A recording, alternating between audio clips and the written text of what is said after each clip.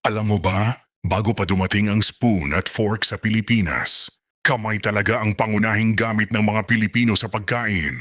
Dito nang galing ang salitang kamayan, mula sa salitang kamay. Noong sinaunang panahon, normal lang na kumain ng nakakamay dahil mas praktikal ito at bahagi na ng kultura natin. Wala pang imported na kubyertos noon at madalas dahon ng saging pa ang ginagawang plato. Sama-samang kumakain ang pamilya o buong barangay bilang simbolo ng pagkakaisa at pagtutulungan. Naniniwala rin ang mga ninuno natin na mas masarap ang pagkain kapag kamay ang gamit. Ayon pa sa ilang pag-aaral, mas nagiging konektado raw ang tao sa pagkain dahil nararamdaman mo ang init at texture nito bago isubo. Kaya hanggang ngayon, marami pa ring nagsasabi na iba ang sarap kapag nakakamay.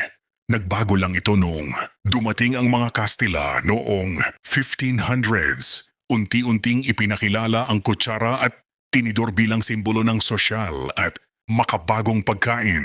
Pero kahit naging normal na ang kubyertos, hindi nawala ang kamayan sa kulturang Pilipino. Hanggang ngayon buhay na buhay pa rin ito sa mga handaan, budol fight, fiesta at mga kainan sa probinsya. Para sa marami, ang kamayan ay hindi lang simpleng paraan ng pagkain. Simbolo ito ng pagiging Pilipino, pagsasalo, at pagiging magkakalapit bilang pamilya at magkakaibigan.